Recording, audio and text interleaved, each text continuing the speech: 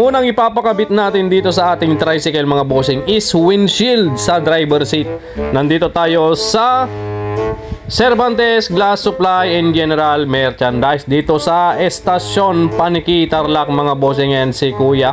So siya yung magtatabas ng ating fiberglass or windshield na ikakabit dito sa ating harapan. Yan, dito sa harapan yan, windshield kung tawagin mga kabro sa tricycle. So ang windshield na papagabit natin dito ay makapal at syempre hindi gaanong kalapadan. Ayan si bossing, tatabasin na niya mga kabro at tinatanong niya kung sigurado na ako sa lapad na ipapakabit ko. So yung pinakabit ko dyan mga kabro ay 3.5 inches lang mga kabro. Ayaw ko nang masyadong malapad dahil yung standard daw nila is 5 inches or 6 inches. So masyadong malapad. So ngayon ang pinatabas natin is 3.5 inches lang yung kanyang lapad. Ayan, so ginuhitan lang ni Kuya ng talim ng lagari na nahasa mga bossing. Ayan, inugad-ugadan na langan tikastan tapos tinukkulnan. Oh, natapos na kagad mga bossing. At ngayon naman dito ang gagawin niya is tatanggalin niya yung kanto. Ayan niragadinan mga bossing, nilagalagari na niya yung kanto.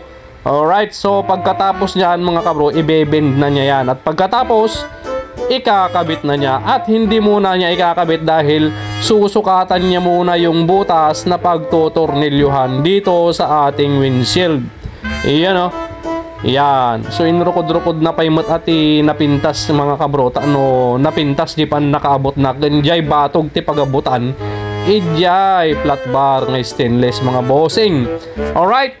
Ayan talaga sigurado ni boss ni Kuya iti panagmarka na at anong madigkamali di pa nagabot na.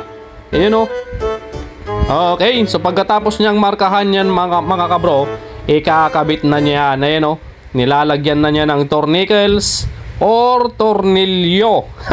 Alright, so yun ayun. So inigpitan na niya mga kabro. At pagkatapos niyang higpitan yan mga kabro, ay syempre tatanggalin na natin yung papel. Isa pa. Ayun, nagmayatan, nagliwanagan, napakaliwanag. Halos hindi mo mahalata sa sobrang liwanag. At syempre isa pa, napakakapal niyan. Ayun, quality. Alright, so maraming salamat. Unang kabit natin dito sa ating kulong-kulong sidecar. At yan yung kabitan ng ating tarapal. Alright. Dito lang yan sa Cervantes Glass and General Merchandise mga kabro. Shoutout kay kabro. So natakpan siya ng mga nagdadaan ng tricycle. At syempre pati si Uncle nakuhanan natin. Okay, so dito tayo sa Cervantes Glass in Aluminum Supply and General Merchandise, tabi lang ng Phoenix Monarch Motorcycles. Alright, so naka zero down payment din sila dyan kung gusto nyo maglabas ng inyong motor na zero down payment, dito lang sa Monarch Paniki. May sukli pa yung 1,000 natin na 400. So 600 pesos pala yung pinagawa nating windshield. Alright, guwapo na ulit. Let's go!